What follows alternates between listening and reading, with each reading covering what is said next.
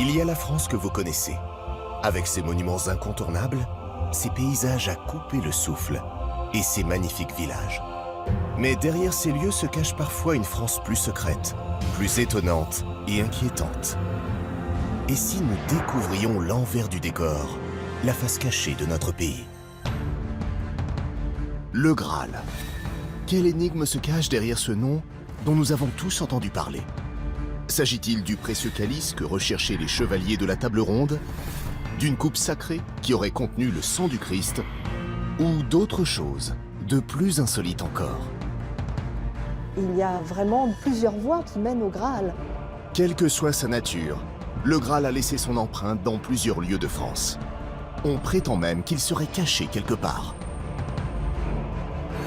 Pendant la Seconde Guerre mondiale, un commando de l'armée allemande a d'ailleurs été chargé d'une mission ahurissante autour du château de Montségur. Il va tenter de mettre la main, de trouver, de partir à la recherche du Graal. Il va le chercher autour du château, dans les moindres cavités. Les nazis ne sont pas les seuls à avoir longtemps cherché le Graal. À quelques kilomètres de là, à Rennes-le-Château, une rumeur prétend qu'un mystérieux abbé l'aurait peut-être trouvé. Tout le monde vient ici chercher le fameux trésor de la Bessonnière qu'on imagine comme étant absolument extraordinaire. Ces légendes sont-elles fondées? Et dans ce cas, comment le Graal aurait-il pu arriver dans notre pays? La réponse se trouve peut-être en Provence, où l'on prétend que c'est Marie-Madeleine, la disciple favorite du Christ, qui l'aurait apporté. On peut penser que le Graal, en fait, n'était pas un objet, mais un enseignement. En l'occurrence, l'enseignement dispensé par Marie-Madeleine elle-même. Mais selon une autre hypothèse, le Graal serait la coupe qui aurait recueilli le sang du Christ. Une coupe à laquelle les Templiers vouaient un culte très mystérieux, comme le prouve cette imposante gravure retrouvée dans une citadelle. Comment l'interpréter? Les Templiers avaient-ils découvert le Graal? Enfin, à Fécamp, on a longtemps prétendu que le Graal serait tout simplement le vrai sang de Jésus et non la coupe qu'il a recueillie. C'est-à-dire de sang recueilli sur les plaies du Christ. Cette théorie sur le Graal est-elle vraiment sérieuse? Quelles sont les hypothèses les plus crédibles et pourquoi? Enquête sur le mythe le plus sacré de toute la chrétienté.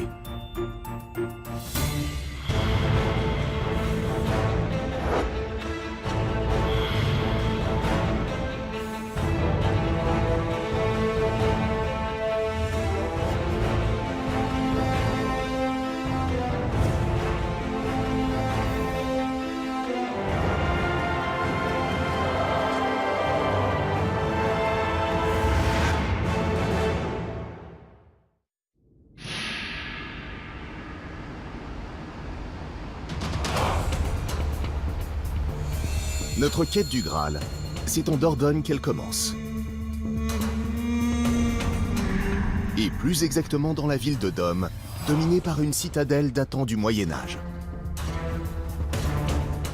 À l'intérieur, des centaines de gravures sur les murs. L'une d'entre elles semble particulièrement intrigante. À cet endroit-là, donc le Graal, qui est la représentation donc, du Saint Graal, qui est la quête de tout bon chevalier.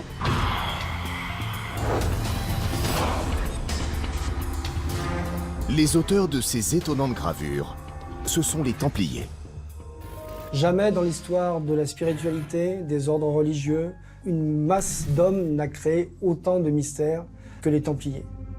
Pourquoi les Templiers ont-ils représenté la relique sacrée ici? Nous allons pénétrer dans un lieu chargé d'histoire et de légendes et tenter de percer le mystère des gravures des Templiers.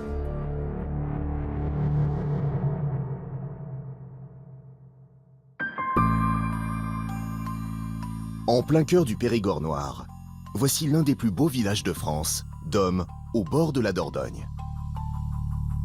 Ici, une imposante citadelle construite en 1281 surprend par sa taille et son architecture. Ici à Dôme, nous sommes dans une bastide royale française, une bastide militaire à l'origine, puisque la porte des Tours au départ a été construite pour servir d'habitation au corps de garde. Peu de temps après sa construction, cette citadelle est le théâtre de l'un des épisodes les plus tragiques du Moyen-Âge. Pour comprendre comment son destin a basculé, il faut revenir au début du XIVe siècle. Un ordre militaire et religieux issu de la chevalerie chrétienne fait alors beaucoup parler de lui.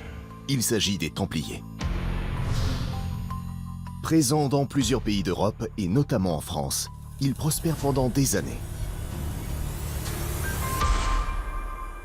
Alors, les Templiers sont absolument idéalisés à leur début, parce qu'ils sont à la fois clergés, puisqu'ils sont moines, ils sont noblesse, puisqu'ils sont chevaliers, et puis ils sont tiers-états, puisqu'en même temps ils exploitent des commerces, la culture de la vigne, la culture du blé. Donc effectivement, ce sont des gens qui représentent la société médiévale dans son idéal absolu. Une image positive qui se détériore pourtant au fil des siècles.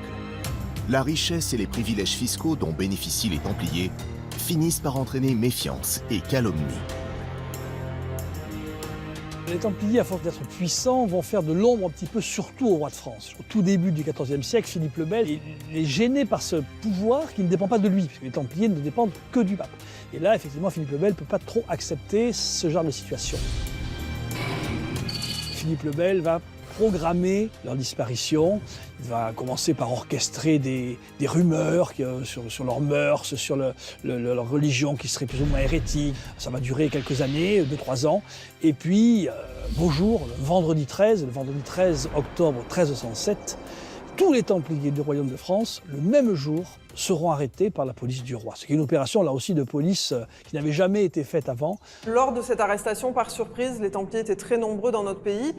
Il a fallu trouver des endroits propices à leur emprisonnement. L'un de ces endroits, c'est la citadelle royale de Dôme. Elle devient alors une prison templière. Donc ici, il faut s'imaginer uniquement dans cette salle 70 Templiers emprisonnés ici de 1307 à 1318-1320, puisque c'est la dernière trace de vie que nous avons de Templiers dans la porte des Tours. Abandonnés à leur triste sort, dans une pièce obscure, sans issue, les Templiers succombent les uns après les autres. Ils savent que la fin de leur ordre est inéluctable. Une poignée d'entre eux décide alors de laisser une trace de leur passage sur les murs de la citadelle. La plupart de ces graffitis sont des symboles religieux, ce qui ne surprend pas de la part d'un ordre chrétien. Presque tous sont faciles à décrypter, mais c'est la pièce maîtresse de ces gravures qui intrigue tant les passionnés. À cet endroit-là, donc, le Graal, qui est la quête de tout bon chevalier. Le Graal, un mythe puissant qui renvoie aux origines du christianisme.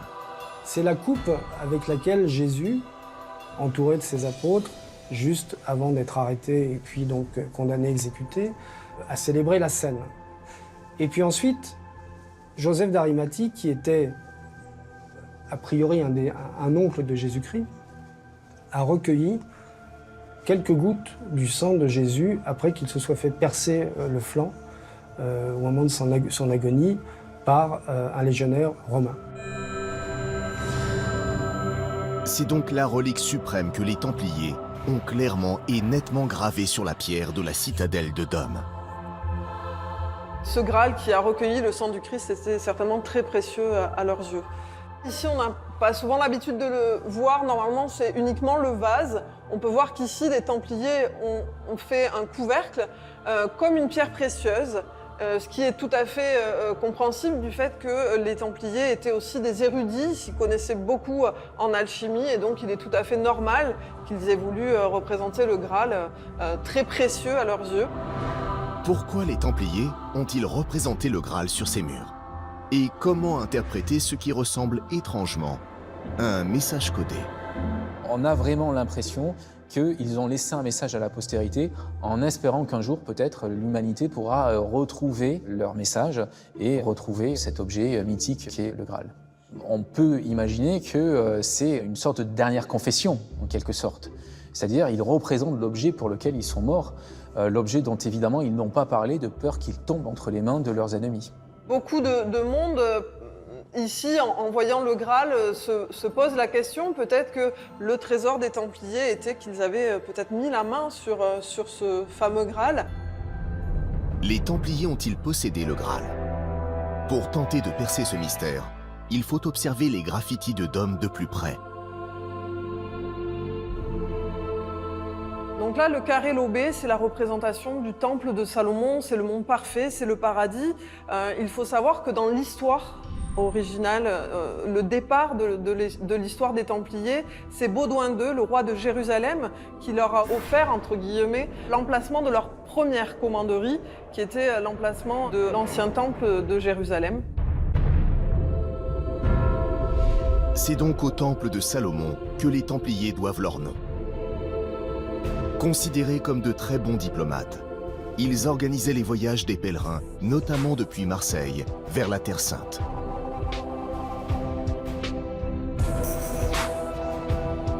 Et c'est là-bas que les Templiers auraient peut-être découvert des objets sacrés, comme le Graal.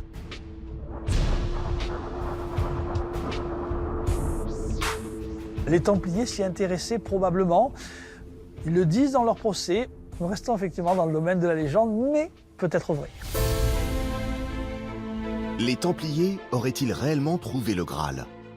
Cette hypothèse a vu le jour bien avant que l'on trouve les graffitis de Dôme dans les écrits de l'époque. Wolfram von Eschenbach, écrivain chrétien mystique, va décrire les Templiers comme gardiens du Graal. Dans ce roman du Graal, le Parsifal, il est un château, le château du Graal, donc où se trouve le Graal, et ce château est gardé par les Templiers. Et donc ça, c'est très énigmatique, et on peut s'interroger sur le lien effectif entre l'ordre du Temple et les mythes du Graal et certains secrets entourant le Graal. L'un des rôles des Templiers était, ils protégeaient les pèlerins, ils protégeaient l'argent, mais ils protégeaient aussi les reliques. Donc, tout naturellement, on met les chevaliers du Temple qui protègent cette relique. Et puis, avec le temps qui passe, et surtout au XXe siècle, on va se dire, mais voilà, c'est ça le secret des Templiers, voilà, c'est le Graal. La rumeur du Graal des Templiers serait donc née dans la littérature. Mais s'agit-il vraiment d'une rumeur?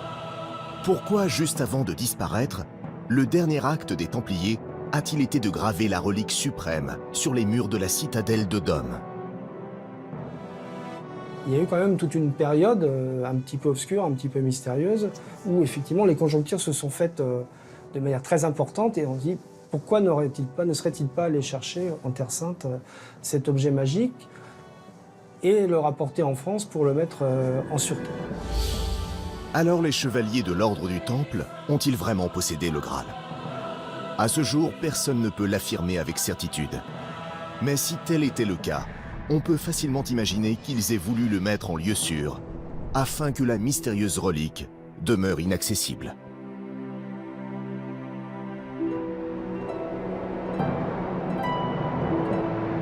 Si le Graal est souvent associé à Nicodème et Joseph d'Arimathie, deux disciples du Christ, certains s'interrogent sur sa possible arrivée en France. A-t-il été rapporté par les Templiers? Peut-être. À moins qu'il n'ait été ramené par une autre figure des évangiles, Marie-Madeleine.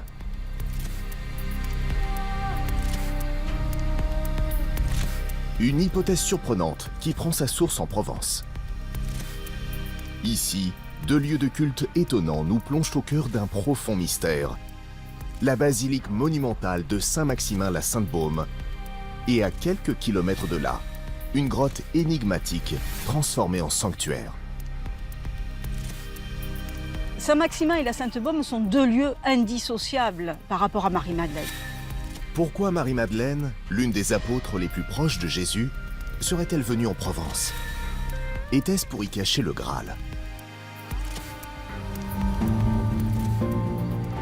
Nous allons tenter de percer le mystère dissimulé derrière cette icône qui a laissé son empreinte en Provence, et peut-être bien plus encore.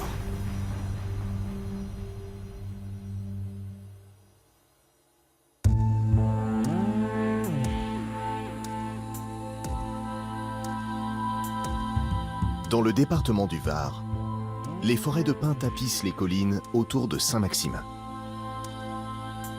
Une petite commune dotée curieusement d'une basilique aux dimensions impressionnantes.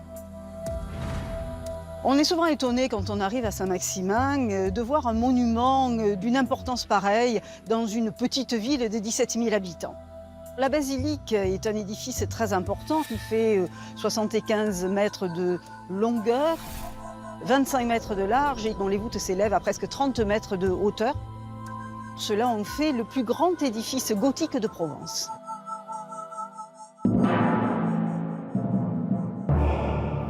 Une basilique construite au XIIIe siècle, juste après la découverte d'un précieux trésor.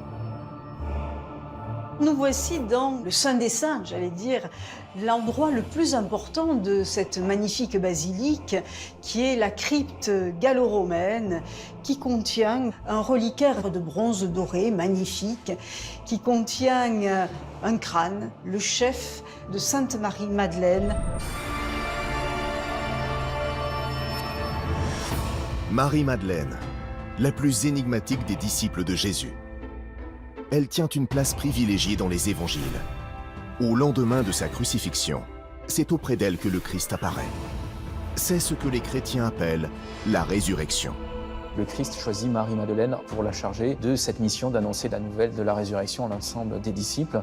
Les théologiens d'ailleurs l'appelleront l'apôtre des apôtres et ça lui donne un statut tout à fait particulier.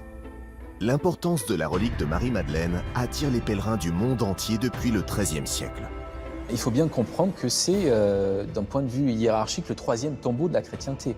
Le premier étant bien sûr le tombeau du Christ à Jérusalem, le second celui de Saint-Pierre à Rome, et le troisième celui de l'apôtre de la résurrection, Marie-Madeleine, à Saint-Maximin. Et c'est à l'endroit même où elle est venue mourir que cette basilique a été construite. Lorsqu'elle a senti approcher sa mort, elle est venue dans cette petite bourgade gallo-romaine. Elle a rencontré Maximin, premier évêque d'Aix, qui lui a donné la dernière communion et qui l'a enseveli sur le lieu. Pourquoi Marie-Madeleine aurait-elle séjourné en Provence?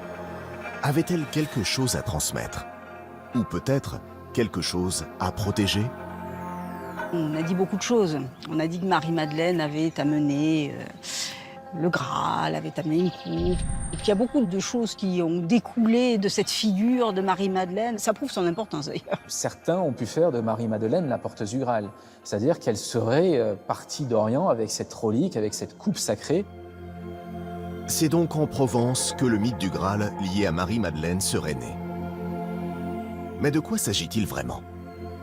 Si beaucoup envisagent le Graal comme une relique sacrée qui aurait contenu le sang du Christ, l'histoire de Marie-Madeleine dévoile d'autres interprétations inédites de ce mystérieux objet. Pour les découvrir, il faut se rendre dans un lieu atypique situé à une vingtaine de kilomètres de Saint-Maximin, le massif de la Sainte-Baume. Une impressionnante forêt surmontée d'un bloc de calcaire monumental parsemé de nombreuses grottes. L'une d'entre elles est devenue un lieu de culte hors du commun. Nous sommes au centre de cette immense falaise calcaire, dans une grotte aux proportions impressionnantes. Dans cette grotte, Marie-Madeleine a vécu les 30 dernières années de sa vie. Si l'on en croit les traditions provençales, Marie-Madeleine aurait donc choisi cette simple grotte comme dernier lieu de villégiature. La grotte, en fait, est un lieu extrêmement particulier et en même temps étrange, parce qu'on rentre dans une cavité comme si on rentrait dans l'antre même de la montagne. On ressent en fait une présence, quelle qu'elle puisse être. Cette grotte, aménagée en sanctuaire, interroge sur le parcours de Marie-Madeleine. Pour quelles raisons aurait-elle quitté la Palestine pour venir ici? Les premiers chrétiens ont subi des persécutions en Palestine après la mort du Christ. Marie-Madeleine a subi, elle aussi, avec sa famille et avec ses compagnons, ces persécutions qui l'ont amenée à être expulsée de Judée. On les a envoyés par bateau sur la mer Méditerranée pour se débarrasser de ces premiers chrétiens qui commençaient à être très gênants. On a tout un tas d'agiographies, c'est-à-dire de vies de saints, qui vont nous expliquer que Marie-Madeleine est partie dans une embarcation, que dans cette embarcation, elle a traversé la Méditerranée et qu'elle est arrivée jusque sur les côtes provençales. Marie-Madeleine et ses compagnons seraient arrivés à l'endroit que l'on appelle maintenant les Saintes Maries de la Mer. Selon cette même tradition provençale, c'est pour accomplir une mission bien précise que Marie-Madeleine serait venue dans le sud de la France. Marie-Madeleine est venue en Provence certainement pour porter la bonne parole. Donc pour évangéliser, c'est une des premières évangélisatrices de la Gaule. C'est une femme qui porte un message qui a été profondément touché, remué par le Christ. Donc elle va continuer la mission de l'homme qu'elle aimait. Toutes les traditions nous disent que Marie-Madeleine a enseigné l'évangile aux habitants locaux. Elle les a convertis au christianisme. Marie-Madeleine aurait donc joué un rôle essentiel dans l'émergence de ce qui n'était alors qu'une nouvelle religion. Mais pourquoi aurait-elle choisi de se retirer dans un lieu aussi mystérieux et inaccessible qu'une grotte? Ce qui l'animait surtout, c'était de retrouver son Seigneur, c'était de retrouver Jésus. Et elle décide de s'isoler pour aller mener une vie de prière et de pénitence, recluse dans un endroit isolé, solitaire et sauvage. Pourtant, certains doutent de l'hypothèse d'une retraite spirituelle. Ils pensent que cette cavité isolée était surtout un lieu idéal pour mettre quelque chose à l'abri. Une supposition étonnante, révélée par un objet précieux datant du 19e siècle et qui serait directement lié au mystérieux voyage de Marie-Madeleine en Provence. Alors il s'agit là d'un autre reliquaire de Sainte Marie-Madeleine, un reliquaire qui contient un tibia de Marie-Madeleine. On y trouve des émaux, des pierres semi-précieuses et on y trouve une représentation assez extraordinaire qui est celle de la barque.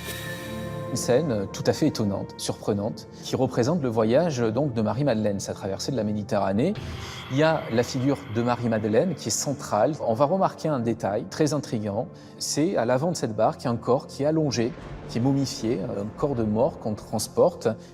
Manifestement, on nous signifie que Marie-Madeleine et les siens ont ramené le corps de quelqu'un qui leur était cher dans le sud de la France. Une des traditions dirait qu'en fait, c'est le corps de Jésus qui était dans le bateau. Le corps de Jésus, c'est-à-dire la relique ultime. Et si c'était ça, le Graal de Marie-Madeleine? J'ai du mal à penser que cette femme qui paraît si attachée au corps de l'homme qu'elle aimait, le laisse sur place sans l'emporter avec elle. Possiblement, le Graal rapporté par Marie-Madeleine, on peut aller jusqu'à dire que ça a pu être le corps du Christ. Mais pour les catholiques, cette théorie est totalement inacceptable. C'est quelque chose d'extraordinairement lourd de conséquences, très lourd de conséquences, parce que ça nie toute la religion catholique. Si elle est revenue avec le corps du Christ, il n'y a plus de résurrection. C'est nier la résurrection.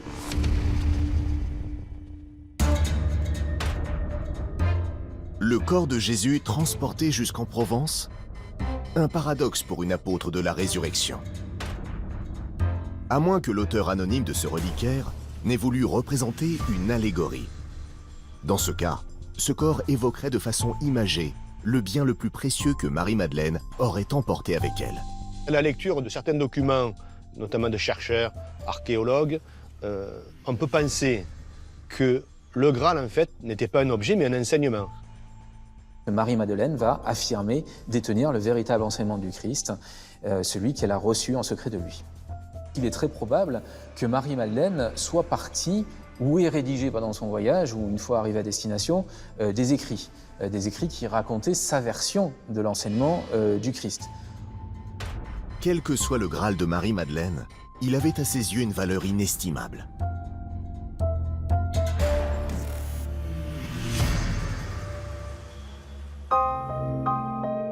Et si elle s'est réfugiée ici, c'est donc peut-être pour protéger son trésor. Car on dit que la grotte de la Sainte-Baume n'aurait pas révélé tous ses secrets. Cette grotte aurait pu avoir j'aurais dit, entre guillemets, une antichambre. Il y a toute une partie en fait du réseau souterrain de la Sainte-Baume qui, de façon intentionnelle, alors par qui on peut se poser la question, a été occultée, a été fermée pour en empêcher l'accès. certaines parties auraient pu être gênantes par rapport à des pratiques qui auraient pu se passer au moment même de l'arrivée de Marie-Madeleine.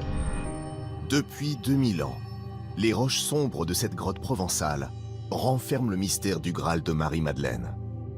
Il doit rester encore beaucoup de mystères à élucider dans ce lieu, puisque d'après nous, tout n'a pas été découvert. On peut imaginer évidemment que certains cachent la vérité, que certains ont dissimulé un secret dans le massif de la Sainte-Baume, condamner des galeries qui accéderaient à un lieu qui remettrait complètement en question l'histoire du christianisme. Des documents contenant une version inédite du christianisme. Était-ce donc cela, le Graal de Marie-Madeleine?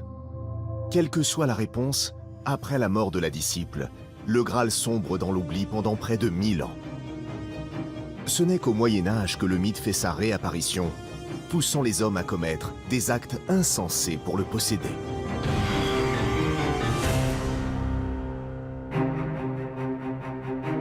En France, un lieu témoigne des pires folies engendrées par cette obsession du Graal.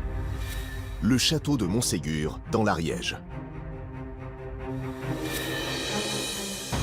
À quelques kilomètres des Pyrénées, ces montagnes verdoyantes ont été le théâtre de l'un des épisodes les plus énigmatiques de notre histoire. En 1943, alors qu'il est aux commandes de l'armée nazie, Himmler met la région sans dessus-dessous pour une raison insensée. Himmler aurait ordonné à l'un de ses meilleurs commandos d'aller à Montségur et de trouver enfin le Graal. Ces fouilles sont motivées par une légende vieille de plusieurs siècles. Depuis le Moyen-Âge, on raconte que les Cathares auraient caché un précieux trésor dans la région, peut-être bien le Graal.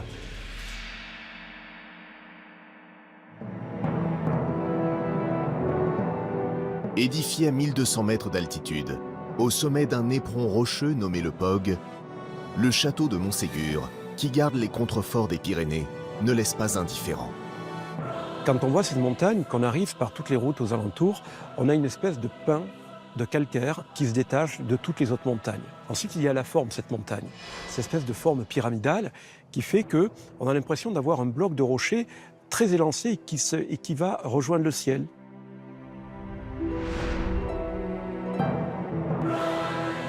En 1204, les membres d'un mystérieux courant religieux trouvent ici un site idéal pour prospérer.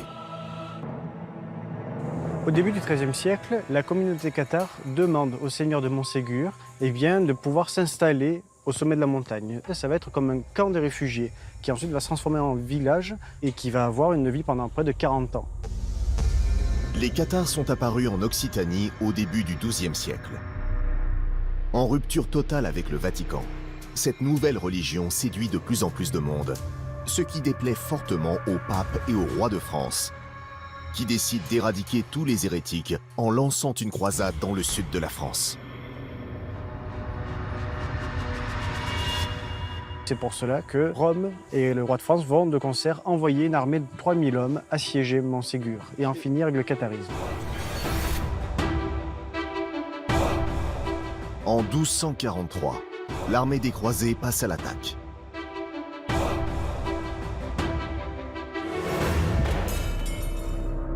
Le siège dure 10 mois et se conclut par un gigantesque bûcher où plus de 200 Cathares seront éliminés. Pourtant, il semblerait qu'une poignée de résistants ait pu s'enfuir dans la plus grande discrétion. La veille du bûcher, qui va brûler donc 225 personnes, eh bien on sait que 4 Cathares vont s'échapper par les falaises à l'aide de cordes. Si ce mois de mars 1244 marque la fin du catharisme, c'est aussi le début d'une incroyable légende. Par contre, les textes ne parlent pas s'ils se sont échappés avec quelque chose. C'est de ce manque-là d'informations que bon nombre d'écrivains au XIXe siècle vont leur mettre dans les mains bon nombre d'objets, bon nombre de trésors, dont le Graal. Cette légende des Cathares partie avec un trésor perdurera depuis le XIIIe siècle jusqu'à nos jours. Au début des années 30, le mystère du Graal des Cathares caché en Ariège suscite l'intérêt d'un archéologue allemand, un certain Otto Rahn. il va tenter de partir à la recherche du Graal. Il va le chercher autour du château, dans les moindres cavités. Il va se mettre à chercher à travers les pierres, les débris. Après avoir fouillé l'intérieur de la cour du château, il va venir dans cette salle, la salle basse du donjon, dans laquelle il pense que le Graal était entreposé. Ran fouille les moindres recoins de la montagne de Montségur, mais ses recherches n'aboutissent pas. Elle donne cependant naissance à un livre, La croisade contre le Graal, dans lequel Ottoran raconte la fuite des Cathars, leur disparition avec ce mystérieux trésor. Il y détaille également sa longue quête du Graal en Ariège. Une saga qui passionne aussitôt une personnalité inattendue. Ce livre va être connu d'Himmler, puisqu'il va tomber sur son bureau, et Himmler va se passionner par rapport à la quête du Graal. Le chef de l'armée nazie est un passionné de mysticisme et d'archéologie. Le livre d'Ottoran l'enthousiasme à tel point qu'il décide d'incorporer son auteur dans la SS. Son but, rechercher le Graal des Cathars et le retrouver par tous les moyens. La puissance du mythe du Graal, elle est telle que les nazis vont le chercher matériellement et que certains déplacements d'Himmler sont dus uniquement à sa volonté de retrouver le Graal. S'ils ont envoyé des troupes sur certains lieux pour retrouver le Graal, c'est parce qu'ils ont des éléments qui laissent penser que là, il y a quelque chose à trouver. En 1936, Ottoran revient à Montségur et œuvre désormais en secret pour le Troisième Reich. Il va séjourner ici, à l'hôtel Couquet. Ce qu'il fait, c'est qu'il se met en relation avec des érudits locaux, on va dire qui sont des groupes néo-cathares en quelque sorte, qui s'intéressent au catharisme. Ce groupe d'érudits, justement, se réunit souvent au rez-de-chaussée et donc ils débattent pendant des soirées entières sur le thème du catharisme, du Graal, entre autres, etc. Des réunions secrètes au sujet du Graal et dans l'hôtel où il séjourne qui plus est. Ran ne pouvait rêver mieux. Le meneur de ces débats, c'est Antonin Gadal, un spécialiste des Cathars versé dans le mysticisme. Ran lui confie que ses recherches entreprises quelques années plus tôt sur les hauteurs de Montségur n'ont rien donné. Mais selon Gadal, il reste un lieu que Ran n'a pas fouillé. Or, c'est là que le Graal pourrait être caché. Il va faire le lien avec les 4 Cathars qui se sont évadés la nuit précédant le bûcher et qu'il aurait caché dans les grottes aux alentours de Tarascon-sur-Ariège. Et c'est de là qu'avec Antonin Gadal, tous les deux, ils vont aller chercher le Graal dans ces grottes. Les deux compères ont du pain sur la planche. Autour de Tarascon-sur-Ariège, dans ces montagnes occitanes, les grottes sont très nombreuses. Elles constituent autant de refuges possibles pour des personnes traquées. On sait que 2 Cathars sont venus se cacher ici parce que c'est mentionné dans un interrogatoire de l'Inquisition du XIIIe siècle qui cherche à débusquer le réseau de ces gens-là. Qui étaient précisément ces 2 Cathars? Les documents n'en disent rien. Pourrait-il s'agir de ceux qui se sont enfuis de Montségur? Faute d'indices probants, l'enquête de Ran et Gadal est au point mort. Mais l'une des grottes de la région les intrigue. Appelée grotte de Bethléem, elle fut longtemps un haut lieu d'initiation au catharisme. Dans les textes, quand Montségur va être pris, le trésor, l'argent, la caisse de l'église cathare est sortie de Montségur et elle transite, et le texte de l'Inquisition est clair, elle transite par une des grottes, une des 25 grottes fortifiées, peut-être celle-ci. La grotte de Bethléem a-t-elle été l'ultime cachette des derniers Cathars? Mais alors quel mystérieux trésor aurait-il transporté jusqu'ici? Il y a des gens qui vont dire que le trésor, ce n'est pas de l'argent, c'est un bien immatériel, éventuellement le Graal. Alors ça explique qu'on ait les coupes qui soient gravées dans cette grotte.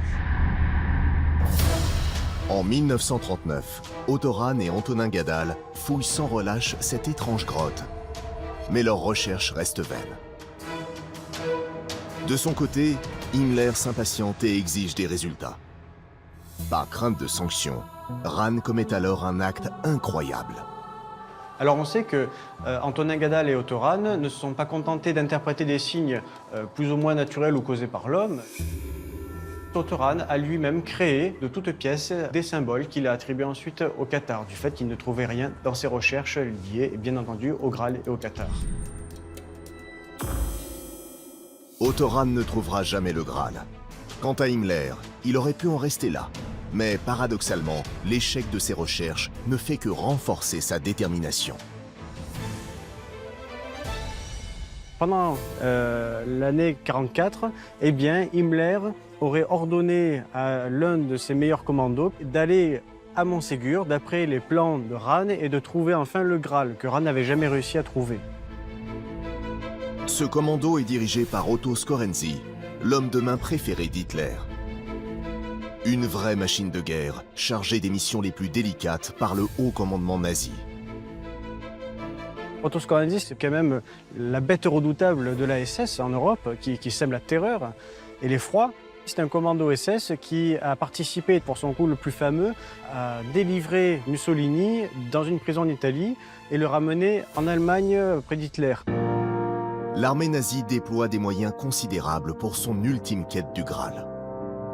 La population ignore tout de ces fouilles, qui se déroulent dans le plus grand secret. Pourtant, une rumeur ne tarde pas à naître. Otto Skorenzy aurait donc, selon cette rumeur, trouvé le Graal et un trésor important, un trésor monétaire avec des reliques. Et donc, il aurait trouvé par là, dans des montagnes. Et donc, ce commando aurait mis la main sur un coffre contenant de la monnaie ancienne ainsi que des reliques. L'armée nazie a-t-elle vraiment trouvé un trésor? Mais dans ce cas, qu'est-il devenu? Il l'aurait emporté donc près de Berlin et après, avec la fin de la guerre, eh bien, ce trésor se serait éparpillé. Un épais mystère entoure les fouilles secrètes menées par les nazis autour de Montségur. Aurait-il trouvé le Graal des Cathares? Personne ne sait. Mais il existe d'autres histoires qui évoquent la présence du Graal en Ariège. Bien avant Himmler, un autre lieu situé à quelques kilomètres de Montségur a été le théâtre de fouilles acharnées. Là encore, on parle d'un mystérieux trésor enfoui. S'agissait-il du Graal des Cathares? Nous sommes à Rennes-le-Château. Cette petite commune, perchée au sommet d'une colline, se situe en plein cœur du pays cathare, à une cinquantaine de kilomètres de Montségur. Ce qui surprend ici, c'est ce somptueux domaine construit au XIXe siècle en l'espace de quelques années par un sulfureux abbé, Béranger Saunière. Ce curé, il n'a pas pu bâtir tout ça, évidemment, avec son salaire de prêtre. C'est donc qu'il a trouvé quelque chose, et ce qu'il a trouvé, c'est un trésor. Certains murmurent que ce trésor inestimable pourrait être le Graal. Si c'est le cas, s'agissait-il de celui des Cathares? Au cœur d'un site chargé d'histoire et de mystère, nous allons tenter de faire la lumière sur cette intrigante affaire.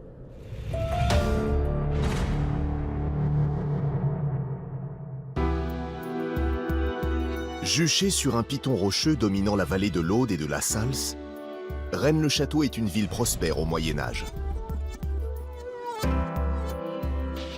Alors, Rennes-le-Château, il y a 800 ans, il faut s'imaginer une vraie petite cité. C'était une place forte, similaire par sa taille à Carcassonne. Une cité relativement épargnée par la croisade dévastatrice menée contre les Cathares au XIIIe siècle.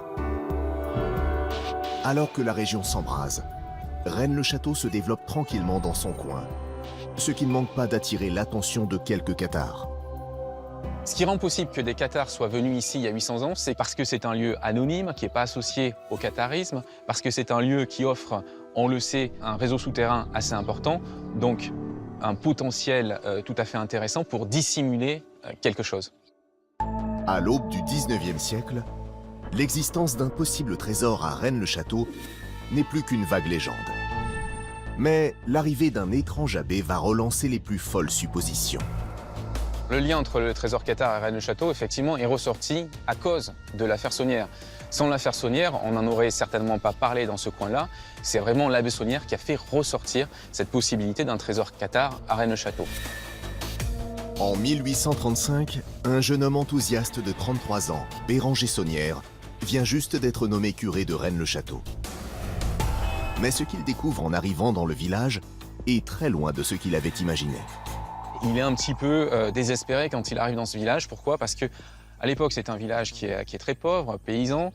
Les maisons sont à l'état de quasi-ruine et l'église, alors, est dans un état absolument pitoyable. Saunière est dépité. Mais un an après son arrivée, il entreprend de tout restaurer grâce à la générosité de donateurs anonymes.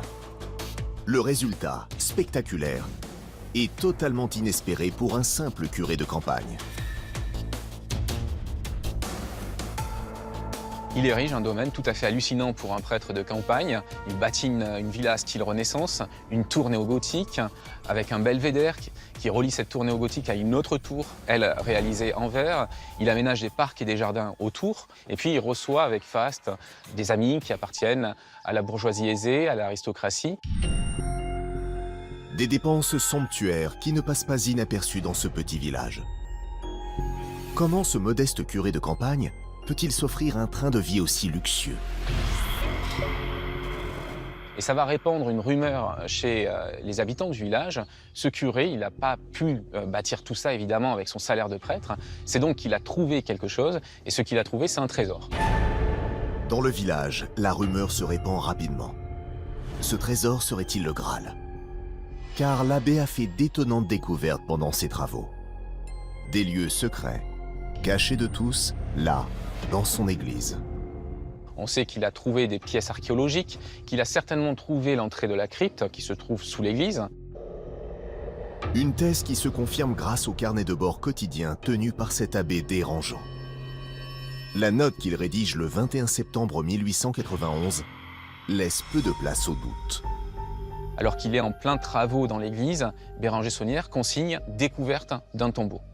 Donc on sait par ce cahier journal que l'abbé Saunière, en 1891, a découvert un tombeau. Grâce au même carnet, on sait aussi qu'il a congédié les maçons qui jusque-là travaillaient dans l'église et qu'il en a engagé d'autres à la place.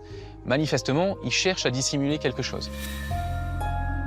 Cette mystérieuse affaire intrigue et choque les villageois.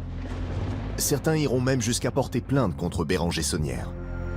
Et ces plaintes racontent toutes, dans les années 1895-1897, que l'abbé Saunière met le cimetière sans dessus-dessous et qu'il fait des fouilles.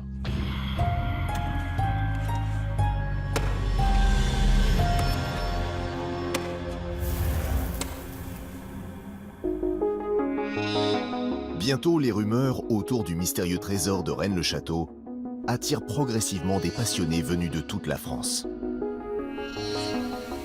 Dans les années 60, c'est l'explosion. Tout le monde vient ici chercher le fameux trésor de l'abbé Saunière qu'on imagine comme étant absolument extraordinaire. Dans l'église, quelque chose retient particulièrement l'attention des chasseurs de trésors. 5 statues représentant des saints disposées de part et d'autre de la nef. Quand on s'amuse à regarder les noms de ces saints, on remarque que si on trace un M entre les statues, que ces statues nous donnent un message. Si on prend les lettres initiales de toutes ces statues, on a Germaine, G, Roch, R, Antoine Hermite, A, Antoine de Padoue, A, et Luc, L, ce qui nous fait l'acronyme de Graal. Un autre indice laisse lui aussi penser qu'il existerait un lien secret entre l'Église et le Graal. Et la statue de Sainte Marie-Madeleine, qui n'est pas inclue dans ce M que tracent les statues, porte une coupe dans la main, une coupe bien mise en évidence par sa couleur argentée, qui pourrait donc être une figuration du Graal. Pour les chasseurs de trésors, ces signes sont la preuve que l'abbé Saunière a sans doute mis la main sur l'une des reliques les plus recherchées au monde.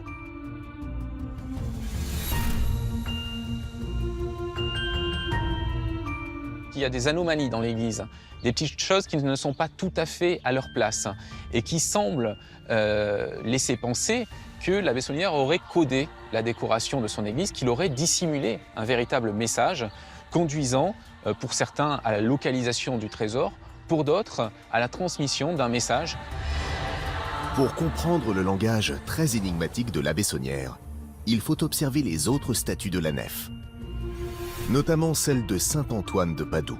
On pense que c'est un clin d'œil de Béranger Saunière à une découverte qu'il aurait faite. Saint Antoine de Padoue, c'est le saint qui est invoqué quand on cherche un objet perdu. Béranger Saunière l'aurait mis à l'honneur parce qu'il a retrouvé quelque chose de perdu en faisant les travaux dans l'église. Il semblerait donc que l'abbé ait volontairement semé des indices qui pourraient conduire au prétendu trésor de Rennes-le-Château, autrement dit, au Graal. La clé du mystère se trouve peut-être sous cet étrange bénitier qui figure une représentation du diable. Ce diable, il a des particularités. Avec sa main, il dessine un cercle. Et puis, il a une position assise. Ces deux éléments ont pu être rapprochés d'un lieu qui se situe à proximité de Rennes-le-Château, à Rennes-les-Bains. C'est le fauteuil du diable, à côté duquel se trouve la source du cercle. Ce diable, associé à la présence de deux mystérieuses initiales dans un médaillon, semble donc appuyer la théorie d'un point de repère déguisé. Peut-être les initiales de Béranger Saunière, à moins qu'il ne s'agisse de toute autre chose. Ça paraît un petit peu arrogant pour un prêtre qui doit rester humble de marquer ses initiales dès l'entrée de l'église. Et c'est pour ça qu'on privilégie une autre hypothèse, parce que BS, c'est aussi Blanc et Sals, deux cours d'eau qui se croisent justement à proximité du fauteuil du diable et de la source du cercle. Mais si l'abbé Saunière a bel et bien trouvé un trésor, quel est ce trésor? S'agit-il de celui emporté par les cathares lors de leur fuite de Montségur pour échapper à la croisade? Le trésor des cathares, c'est certainement un de ces textes anciens qui remonte au tout premier christianisme, et il faut bien comprendre que les cathares se prétendaient les véritables héritiers du Christ et qu'ils avaient certainement entre leurs mains un évangile très ancien qui présente donc Jésus sous un angle complètement différent de celui présenté par l'Église catholique. D'aucuns prétendent que l'abbé Saunière aurait fait chanter l'Église en la menaçant de divulguer cet évangile inédit qui aurait menacé les fondements de la chrétienté. Les textes que les cathares ont eu en main, très certainement, ont été d'abord amenés sur le territoire gaulois par Marie-Madeleine. L'abbé Saunière avait-il découvert un évangile écrit par Marie-Madeleine? Aujourd'hui encore, rien ne permet de confirmer cette hypothèse et le mystère de Rennes-le-Château n'a pas fini de fasciner les chasseurs de trésors.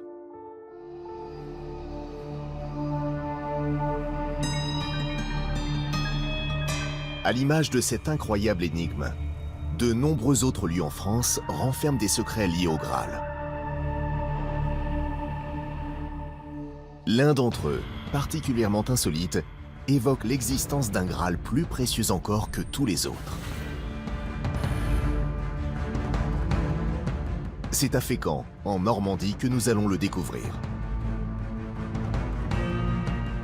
Cette petite ville côtière abrite un chef-d'œuvre d'architecture, l'abbatiale de la Trinité. Un impressionnant édifice qui renferme une relique unique au monde. Elle a, dans l'esprit médiéval, une valeur beaucoup plus importante que n'importe quelle autre relique concernant un saint traditionnel.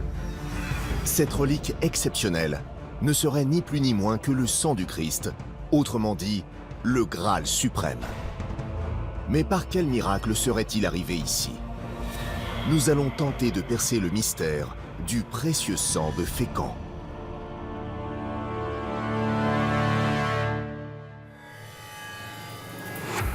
Lorsqu'on découvre l'abbatiale de la Trinité, on ne peut être que séduit par ce magnifique exemple d'architecture de style gothique primitif. L'abbatiale de Fécamp est un édifice imposant. Il mesure 127 mètres de long. Vous avez là un édifice qui a les dimensions de la cathédrale Notre-Dame de Paris, avec une élévation considérable. C'est véritablement un lieu exceptionnel.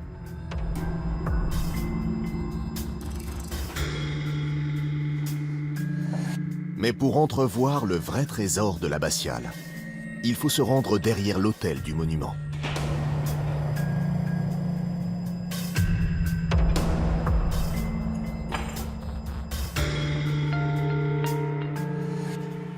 Voilà le reliquaire dans lequel se trouve la relique dite du précieux sang du Christ de Fécamp.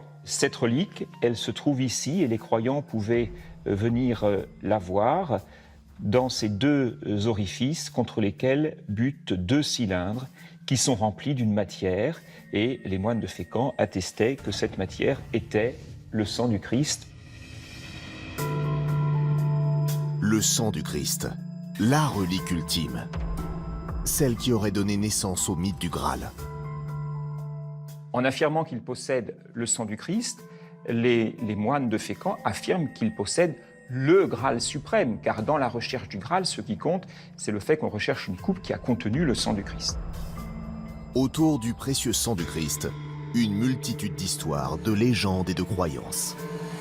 Un trésor inestimable auquel certains attribuent des pouvoirs, notamment celui de faire des miracles. On attribue au précieux sang de Fécamp des pouvoirs thaumaturgiques, des pouvoirs de guérison, des pouvoirs miraculeux qui sont encore plus importants que ceux qu'on attribue à toutes les autres reliques, puisque là on a la relique suprême, celle qui est liée au corps et au sang du Christ. Cette relique incroyable devrait logiquement se trouver dans l'un des lieux les plus saints de la chrétienté, à Rome ou à Jérusalem. Alors comment expliquer sa présence ici ? Tout commence au début du Moyen-Âge. Fécamp est alors une petite bourgade tranquille du duché de Normandie, dont la modeste église est en pleine rénovation. Au cours des travaux, les moines découvrent deux étuis de plomb cachés dans l'un des piliers.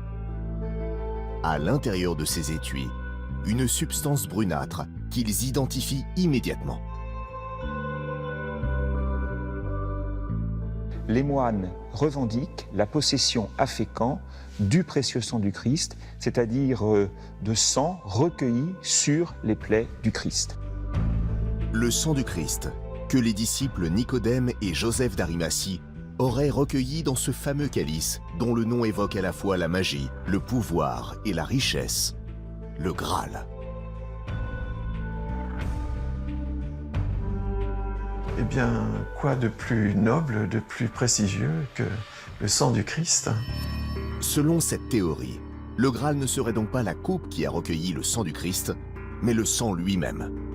Pour comprendre comment il serait arrivé à Fécamp, il faut se replonger 2000 ans en arrière. À cette époque, les chrétiens sont persécutés en Palestine. Beaucoup d'entre eux doivent alors fuir la Terre Sainte. Cette relique insigne aurait été menacée par les Romains, et alors on aurait placé cette relique dans un tronc de figuier. Ce figuier aurait été posé sur les flots en Terre Sainte et serait arrivé miraculeusement sur la plage de Fécamp. Cette fabuleuse relique aurait donc été sauvée dans un geste désespéré, comme on jette une bouteille à la mer. Une légende difficile à croire, sauf pour les moines de Fécamp.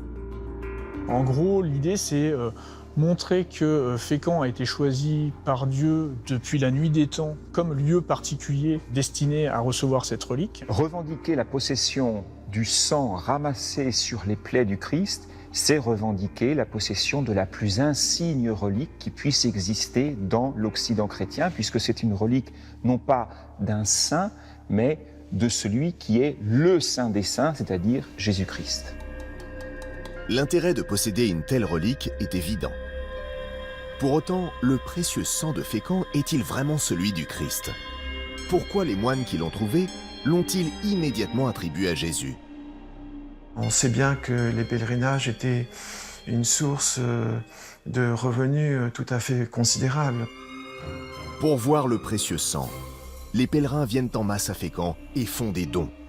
Les moines récoltent alors une petite fortune qui leur permet de s'offrir une église aux dimensions pharaoniques, l'abbatiale que nous connaissons aujourd'hui. On va doubler le nombre de travées dans la nef et passer de dimension de 60 mètres, qui est déjà imposante pour l'époque, à quasiment 120 mètres au début du XIIIe siècle. Les abbés de Fécamp vont rapidement comprendre que pour parvenir à édifier un édifice de grande dimension, développer le pèlerinage autour des reliques du précieux sang sera un moyen très efficace. La précieuse relique de l'abbatiale de la Trinité n'est-elle qu'une imposture pour attirer les fidèles ? Mais dans ce cas, que faut-il penser des nombreux miracles qu'on lui attribue ? La réponse se trouve peut-être dans la dimension spirituelle de la quête du Graal. Peu importe sa vraie nature, pourvu qu'on ait la foi.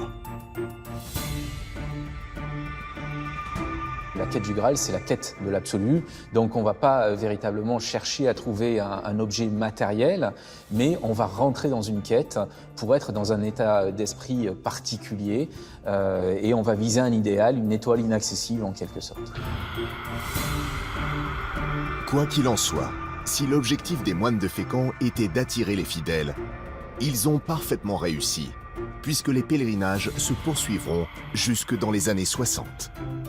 Depuis, si la légende est un peu tombée dans l'oubli, le reliquaire est toujours à Fécamp. Et certains restent persuadés qu'il contient bien le sang du Christ.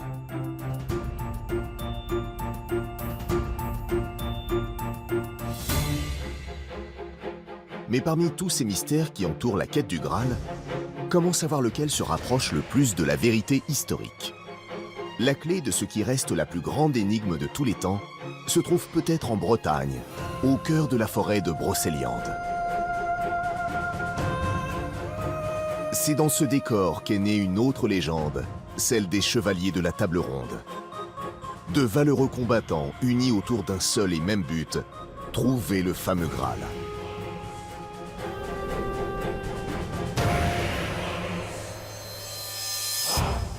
Le nouveau lieu que nous allons découvrir se situe à la lisière de cette forêt légendaire. C'est une petite église insolite, au cœur du village de Tréhaut-Ranteuc. Cette église nous parle de la quête du Graal. Truffée de mystérieux symboles et de multiples représentations du Graal, l'église est une véritable ode à la Sainte Relique. C'était la volonté de l'abbé qui a consacré 20 ans de sa vie à cet édifice. L'abbé Gilliard, c'est un prêtre qui a marqué ses confrères pour sa liberté de penser. Vous allez découvrir l'étonnante histoire de cette petite église et de son créateur. Une plongée au pays des légendes arthuriennes, où le Graal est une fois de plus au centre de bien des mystères.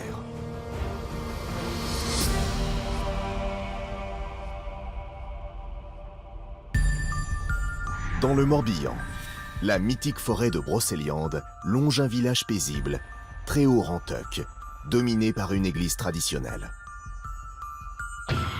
C'est une jolie petite église. Ce qui frappe en premier lieu, c'est la couleur de la pierre, cette pierre de Brocéliande qu'on appelle le schiste pourpré. Une petite église qui semble donc des plus classiques. Mais quand on la regarde de plus près, elle s'avère bien mystérieuse. Alors la première chose qui surprend quand on arrive ici, c'est cette phrase, la porte étant dedans. C'est quelque chose de complètement inhabituel et de unique pour une église. C'est un message qui invite à décoder l'église, à comprendre la signification des symboles. À l'intérieur, la décoration surprend. Des représentations atypiques se côtoient. Quand on rentre dans cette église, on va se retrouver dans une véritable forêt de symboles. Et on va comprendre eh bien, qu'il y a peut-être un double langage, qu'il y a peut-être un message codé, camouflé dans cette église. Un message lié au Graal, omniprésent dans l'église. Le surnom du bâtiment ne laisse d'ailleurs planer aucun doute. L'église ici, elle est dédiée à Sainte Onenne, mais c'est vrai que tout le monde la surnomme l'église du Graal.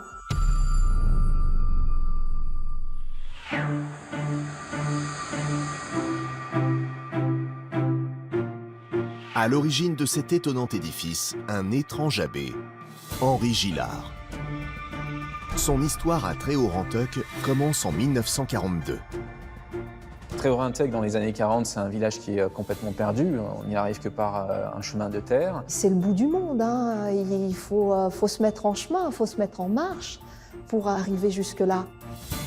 Lorsqu'il arrive dans ce petit village breton de 150 âmes, l'abbé fraîchement nommé découvre une situation désastreuse. 1942, c'est quand même pleine Seconde Guerre mondiale. Les gens se préoccupent surtout de se nourrir.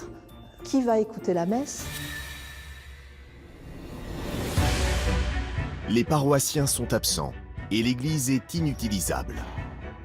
Elle menaçait de s'effondrer. Déjà en 1933, elle était déclarée bonne à démolir. C'est pas une ruine, mais presque.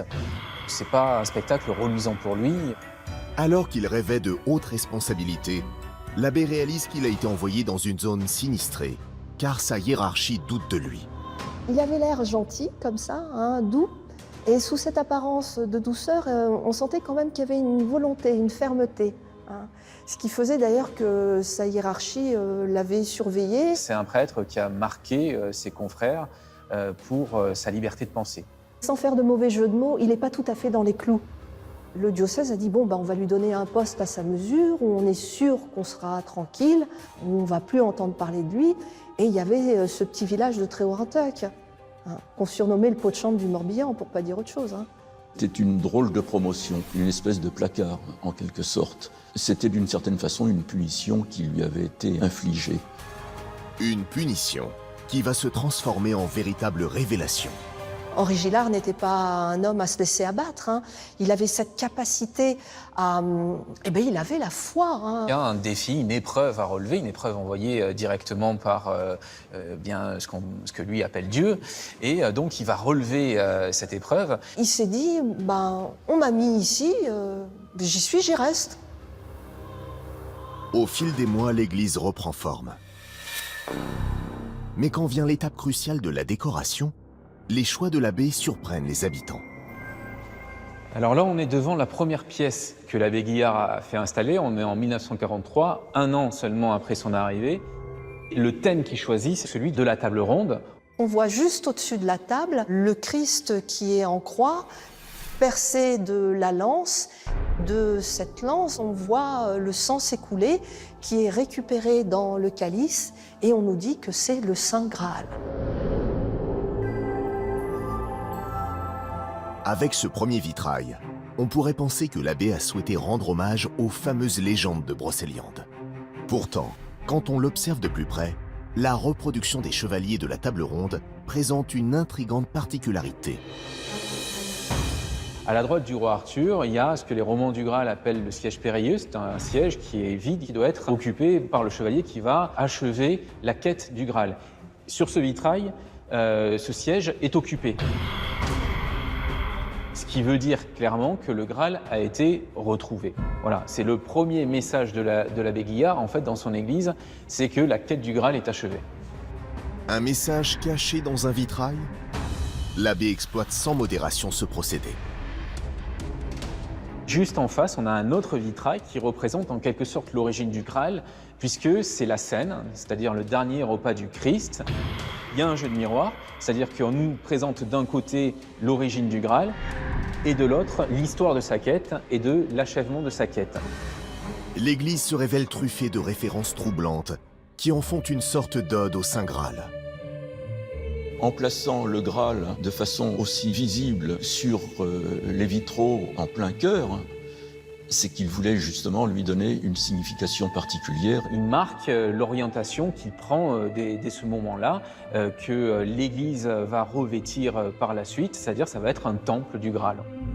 Chaque nouvel élément de décoration confirme la fascination, voire l'obsession de l'abbé pour la sainte relique.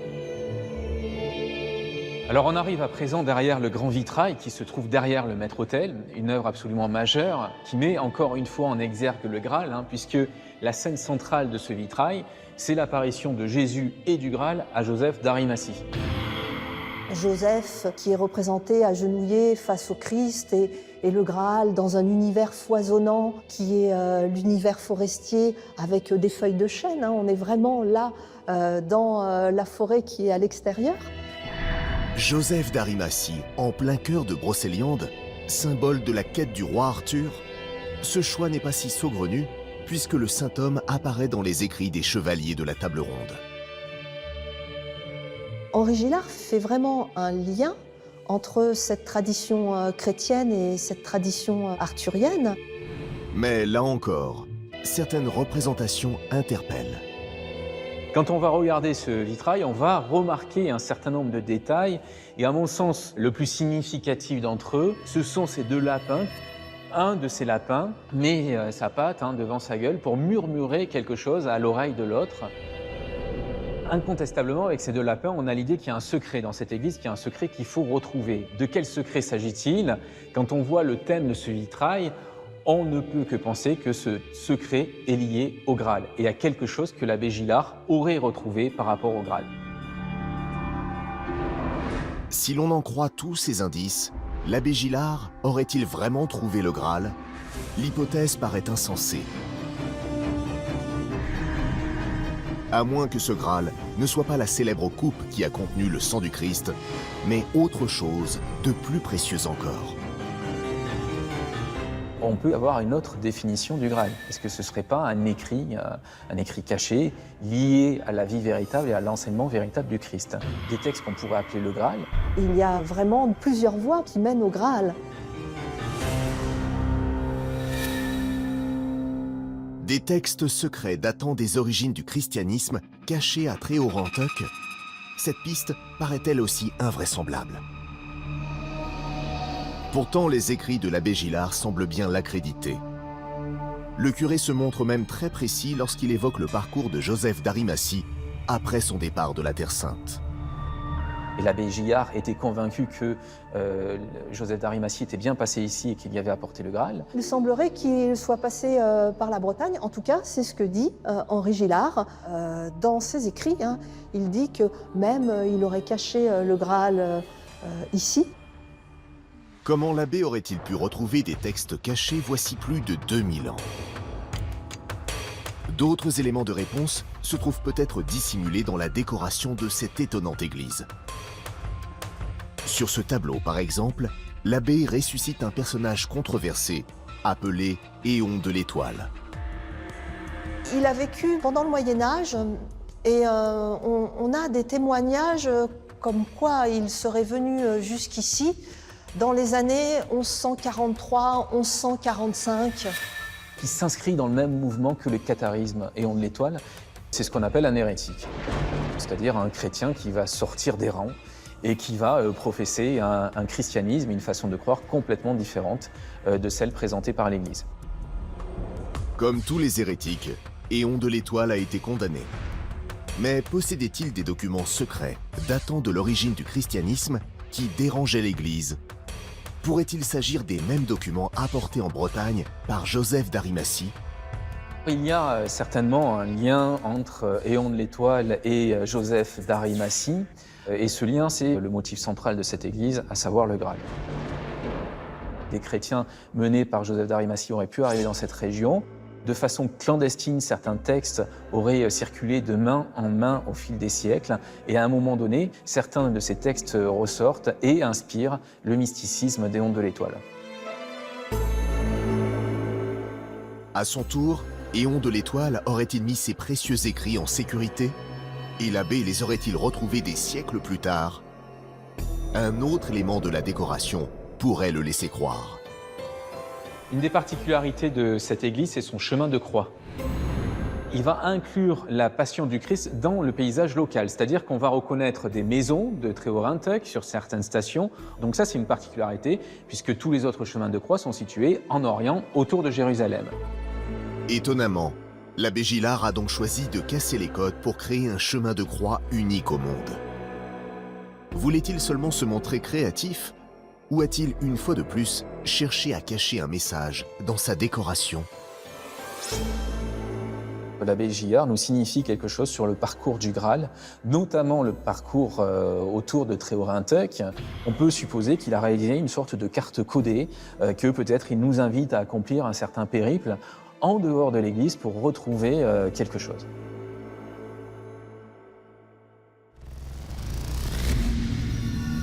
Si l'on en croit les allégations de l'abbé, le Graal aurait donc été caché dans la forêt de Brocéliande. Car sur le chemin de croix, les personnages bibliques côtoient des figures légendaires. Cette interprétation mystérieuse de la Passion du Christ fera d'ailleurs scandale. L'abbé Gillard va représenter le Christ effondré devant la Fée Morgane. Elle est dans une robe qui joue sur les transparences, qui met en valeur les formes de son corps.